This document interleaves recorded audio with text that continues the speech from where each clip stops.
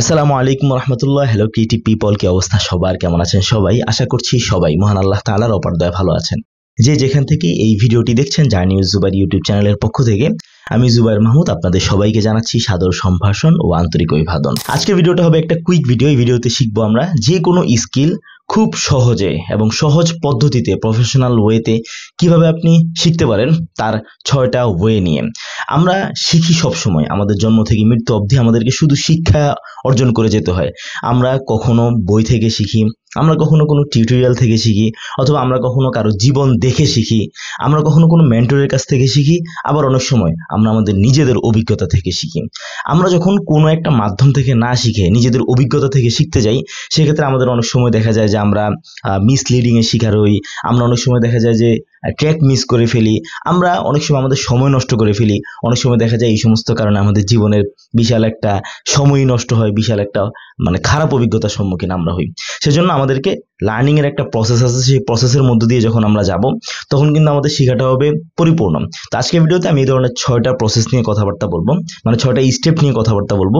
যে সমস্ত স্টেপে যদি আপনি আগান তাহলে আপনার লার্নিংটা অনেক ইজি হবে। প্রথম স্টেপটা হচ্ছে আপনি কি শিখতে চাচ্ছেন সেটা আপনাকে একদম ডিফাইন করতে হবে।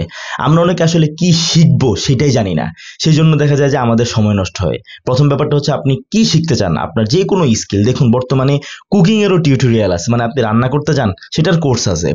আপনি হচ্ছে যে কোনো কিছু, বর্তমানে যে মোবাইল টেকনিশিয়ান তাদেরও কোর্স আছে। আগে একটা সময় আমরা দেখতাম যে হয়তো কোনো একটা দোকানে মোবাইল টেকনিশিয়ান বসে, তার সাথে আরেকজন বসে বসে শিখতো, বাট এখন এটার একদম কোর্স বের হয়েছে যে 20-25 জন 30 জনের একটা ব্যাচ হয়, সেই ব্যাচে কোর্স হয়। তারপর সেখান থেকে মানুষ মোবাইল যে ইলেকট্রিশিয়ান, যে মোবাইলের কাজ টাজ করে, মোবাইল ঠিক করে, এগুলো সম্পর্কে মানুষ শিখতে পারে। সো প্রত্যেকটা জিনিসেরই এখন কোর্স আছে। কোন স্কিল আপনি শিখবেন আপনাকে প্রথমে ডিসাইড করতে হবে আপনি কোনটা শিখবেন। যেরকম আমাদের অনলাইনে অনেক স্কিল আছে, আমাদের গ্রাফিক ডিজাইনেরই তো অনেকগুলো স্কিল, ভিডিও এডিটিং আছে, মোশন গ্রাফিক্স আছে, গ্রাফিক ডিজাইন আছে, ইউআইএক্স ডিজাইন আছে, অনেক কিছু আছে। তারপর হচ্ছে আপনার 3D মডেলিং আছে, তারপর আমাদের অ্যানিমেশন, এসইও। যদি আপনি ওদিকে যান সেক্ষেত্রে কিন্তু আপনার গুগলের অনেক কাজ আছে। তারপর মার্কেটিং এর তো বিশাল একটা ইন্ডাস্ট্রি পড়ে আছে। প্রত্যেকটা ক্ষেত্রেই অনেক কাজ এবং প্রত্যেকটা ক্ষেত্রে আপনার সফলতার আপনার সফল হওয়ার সুযোগ আছে। কিন্তু আপনাকে বুঝতে হবে যে আমি আসলে শিখবোটা কি। প্রথমে আমাদেরকে ডিফাইন করতে হবে যে আমরা কি শিখবো। আমরা কি এসইও এক্সপার্ট হব, আমরা কি ভিডিও এডিটর হব, কোনটা হবো, আমাদেরকে প্রথমে এটা ডিসাইড করতে হবে। সেজন্য যতগুলো ওপেন সোর্স রয়েছে সব জায়গা থেকে আমরা তথ্য জোগাড় করার চেষ্টা করব যে আমাদের হচ্ছে কোন স্কিলটা আমাদের জন্য ভাল লাগে, কোন কাজটা করতে আমাদের ভাল লাগে। এই ধরনের একটা স্কিল আমরা প্রথমে চুজ করব। যে জিনিসটা আমার ভাল লাগে, আপনি সেটা কিভাবে হয়, কেন হয়, এটা দিয়ে মানুষ কি করে, কি কি কাজ করা যায়, এই ধরনের কাজ যারা করে তাদের লাইফস্টাইল কি, এই সব কিছু নিয়ে আপনি একটু গবেষণা করবেন, আপনি একটা রিসার্চ করে বের করবেন। এবং রিসার্চটাও হচ্ছে আমাদের জীবনের জন্য খুবই মূল্যবান। আমরা যদি রিসার্চ করতে অভ্যস্ত না হই তাহলে লাইফের আমরা অনেক কিছুই মিস করে ফেলবো। সেজন্য আপনারা প্রথমে এই জিনিসটা রিসার্চ করে বের করবেন যে আমার কোন জিনিসটা শিখতে বেশি ভালো লাগে। 2 নম্বর স্টেপ হচ্ছে, ধরুন আপনি ধরলেন যে আপনার এসইও শিখতে খুব ভালো লাগে বা আপনার ইউআইএক্স ডিজাইন শিখতে ভালো লাগে।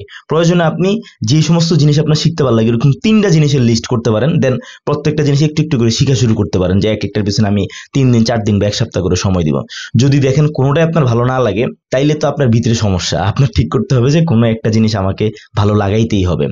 দেন আপনি বের করবেন যে আমি যেই জিনিসটা শিখবো সেই জিনিসটা আমি কার কাছ থেকে শিখবো।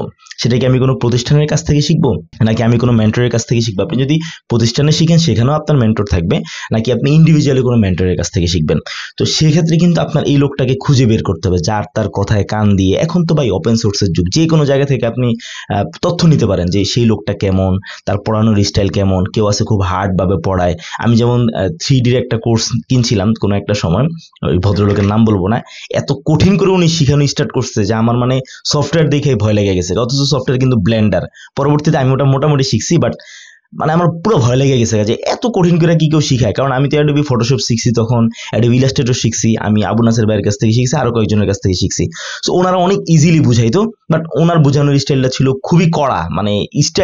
স্টেপ শুরুই করছে খুব কড়া দিয়া। তো আপনার প্রথমে বুঝতে হবে যে মেন্টর খুঁজে বের করতে হবে যে কোন মেন্টরটা ভালো পড়ায়, কোন মেন্টর ভালো বুঝায়। তার স্টুডেন্টদের সাথে আপনার কথাবার্তা বলতে হবে, হ্যাঁ, যখন আপনি দেখবেন না সবকিছু ঠিক, দেন আপনি একজন মেন্টর প্রথমে চুজ করবেন। আপনি প্রথমে অনেকগুলো মেন্টর চুজ করবেন না, যে কোনো একজন মেন্টর চুজ করবেন। তার কাছ থেকে আপনার বেসিক যে জ্ঞান, এই জ্ঞানটা আপনাকে প্রথমে নিতে হবে। দেন আপনি সময়ের সাথে সাথে যখন আপনি আরেকটু অ্যাডভান্স হতে থাকবেন, তখন আপনি বিভিন্ন মেন্টরের কাছ থেকে বিভিন্ন জিনিস শিখতে পারেন। সাপোজ আমি আপনাকে একটু বলি, আমি যখন অ্যাডোবি ফটোশপ ইলাস্ট্রেটর শিখছি, দেন অ্যাডোবি ইলাস্ট্রেটর কিন্তু অনেকগুলো পার্ট আছে। কেউ হয়তো লোগো ডিজাইন শিখায়, এটার পার্টটাই সম্পূর্ণ আলাদা, ব্র্যান্ডিং এর পার্ট আলাদা, লোগোর চেয়ে ব্র্যান্ডিং আরো হাই কোয়ালিটির, প্যাকেজিং এর ডিজাইনের পার্টটা আলাদা। তারপর হচ্ছে কেউ যদি আমাদের এই অ্যাডোবি ইলাস্ট্রেটর দিয়ে কিন্তু ইলাস্ট্রেশন করা যায়, খুব জোস ইলাস্ট্রেশন, ওইটার পার্ট কিন্তু আলাদা। সো একটা মানুষই সবগুলো যে যোগ্যতায় যোগ্য হবে এরকম না, এক একজন এক একটা যোগ্য। আমি এক এক জায়গা থেকে এক একটা জিনিস শেখার চেষ্টা করছি। সো আপনি প্রথমে একটা বেসিক শুরু করবেন, যে আমি 6 মাস এই মেন্টরের আন্ডারে থাকবো।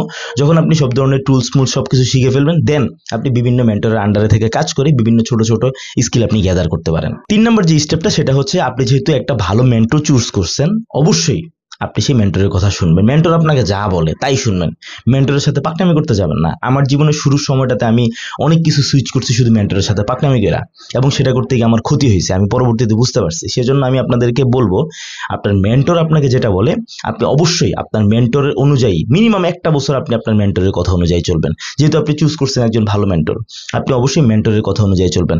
আমাদের একটা প্রবলেম হয় কি জানেন, আমরা না রিসার্চ করতে অভ্যস্ত না, আমরা একটু অলস। এই অলসতার কারণে আমরা লস খাই। কেন লস খাই? একজন এসে আপনার বুঝ দিছে যে ভাই আমার এটা শিখ লাখ লাখ টাকা কামায় ফেলবি, আমরা ওটা রিসার্চ করতে যাই না। এটাই সবচেয়ে বড় সমস্যা আমাদের। মানে অনলাইনে যেই কয়টা স্ক্যাম হয়, স্ক্যামের মূল সমস্যাটাই হচ্ছে এই জায়গাটায়, যে আমরা রিসার্চ করতে পারি না, আমরা রিসার্চ করতে যাই না। কেউ কোনো কিছু করার আগে আপনি একটু রিসার্চ করে নেন, তাইলেই তো মানুষজন এত স্ক্যামের শিকার হয় না। যাই হোক, 3 নম্বরে বললাম যে মেন্টর আপনাকে যে কথাটা বলে অবশ্যই সেই কথাটা মানবেন, এবং আপনি মেন্টরকে মানার পরে 4 নম্বর যে স্টেপ, সেই স্টেপটা হচ্ছে আপনাকে প্রচন্ড পরিমাণে প্র্যাকটিস করতে হবে। দেখুন, পৃথিবীর প্রত্যেকটা জিনিস কাজ করতে গেলেই আপনাকে প্র্যাকটিস করতে হবে। আপনি ভালো রাঁধুনি হতে চান, আপনাকে কিন্তু প্র্যাকটিস করেই কিন্তু ভালো রাঁধুনি হতে হবে, ভালো পাচক হতে হবে। আপনি যাই হতে চান, আপনাকে প্র্যাকটিস মাস্ট বি করতে হবে। যে আমরা যেরকম স্কুলে পড়াশোনা যখন করছি, তখন কিন্তু আমাদের এই যে এই পরীক্ষা সেই পরীক্ষা, লাস্টে ফাইনাল পরীক্ষা, প্রত্যেকবার কিন্তু আমাদের পিছনের পড়াগুলো রিভাইজ দিতে হইতো। কেন? প্র্যাকটিস। আমি যদি পড়া রিভাইজ না দিই ভুলে যাব। আমরা যেরকম মাদ্রাসায় পড়াশোনা করছি, আমরা যখন হাফেজ হয়েছি তখন আমাদের প্রতিদিন পিছনের পড়া দিতে হইতো, যেটাকে আমরা 7 সবক বলি। তারপর আরেকটা ছিল আমুক্তা, প্রতিদিন 1 পারা বা আধা পারা করে শোনাইতে হইতো পিছনের পড়া। কেন? প্র্যাকটিস। কারণ আমি যদি এটা প্র্যাকটিস করতে না থাকি, আমি পিছনের গুলো ভুলতে শুরু করব। সেজন্য আপনাদেরকে যেটা করতে হবে সেটা হচ্ছে বেশি বেশি পরিমাণে প্র্যাকটিস। আপনি যত বেশি আপনার টুলস গুলো নিয়ে প্র্যাকটিস করবেন, আপনার মাইন্ড নিয়ে যত বেশি আপনি প্র্যাকটিস করবেন, আপনি তত ভালো শিখতে পারবেন। সো 4 নাম্বার যেটা বললাম সেটা হচ্ছে প্র্যাকটিস। 5 নাম্বার যে স্টেপটা বলবো সেটা হচ্ছে কন্টিনিউ করা। দেখুন, আমরা না খুবই অধৈর্য একটা জাতি, আমরা বাংলাদেশিরা। আমাদের ধৈর্যের সীমা খুবই কম, আমরা ধৈর্যই ধরতে পারি না। আমাদের এত একটা প্রবলেম ধৈর্য জিনিসটা নিয়ে। অথচ আপনি যদি কোরআনের বিভিন্ন জায়গায় দেখবেন যে ধৈর্যের কথা বলা হয়েছে, সবরিয়স সলা, যে তোমরা নামাজ আদায় করো এবং ধৈর্য ধারণ করো। বিভিন্ন জায়গায় ধৈর্যের এত পরিমাণে কথা বলা হয়েছে। কারণ আপনি একটা জিনিস ধৈর্য ধরলে দেখবেন জিনিসটা সিচুয়েশনটা নর্মাল হয়ে গেছে। একটা জিনিস আপনি খেয়াল করছেন, কোনোদিন মোবাইল হারাইছেন বা মানি ব্যাগ হারাইছেন, কেমন লাগে?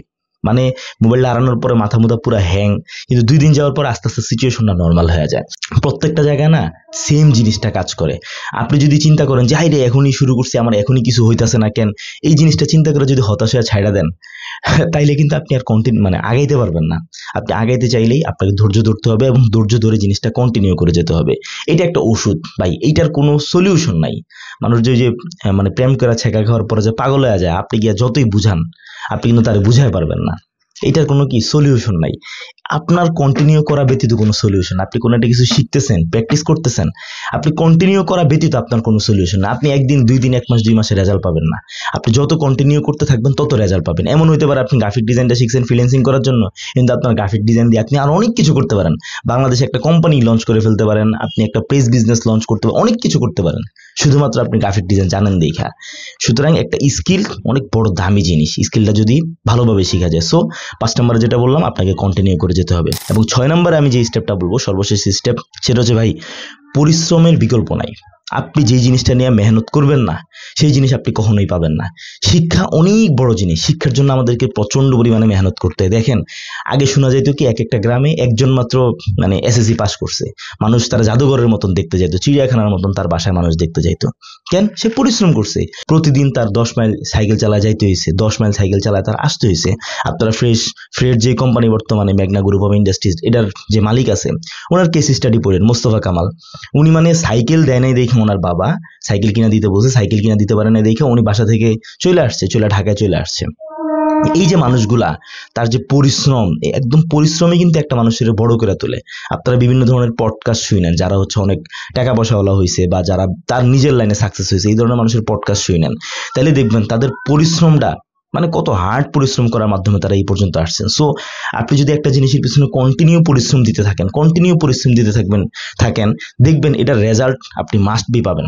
এই 6টা স্টেপ বললাম, এই 6টা স্টেপ যদি কেউ কন্টিনিউ করতে পারেন ভাই, আপনার লাইফ চেঞ্জ হয়ে যাবে। কিন্তু যদি আপনি কোনো একটা মিস করে যান, তাইলে আপনার কিন্তু ট্র্যাক মিস হয়ে যাবে। তো আশা করছি আপনারা ভিডিওটা বুঝতে পেরেছেন। এবং আপনাদের যদি কারো স্কিল বিষয়ে বা মেন্টর বিষয়ে কোনো হেল্প লাগে, আমি নিজে মেন্টর না, আমি কোনো মেন্টরশিপ প্রোগ্রাম আমার নাই, এবং খুব নিকট ভবিষ্যতে কোনো কোর্স লঞ্চ করার ইচ্ছাও আমার নাই, কারণ আমি এখন বর্তমানে আমার নিজের কিছু কাজ নিয়ে খুবই ব্যস্ত। সো আমি নিজে মেন্টর না, বাট আপনারা যদি মনে করেন যে আমার কাছ থেকে কিছু জানতে চান, সেক্ষেত্রে আমার হচ্ছে গিয়ে ডিসক্রিপশনে আমার ফেসবুকের থাকবে, ফেসবুক পেজের লিঙ্ক দেওয়া থাকবে, আপনারা সেখানে আমাকে নক দিবেন। আমি আপনাদেরকে যথাসাধ্য চেষ্টা করব আপনাদেরকে পরামর্শ দিয়ে হেল্প করার। আজকের ভিডিও পর্যন্ত, দেখা হবে পরবর্তী নতুন কোনো ভিডিওতে নতুন কোনো টপিক নিয়ে। সে পর্যন্ত সকলেই ভালো থাকবেন, সুস্থ থাকবেন। আল্লাহ হাফেজ।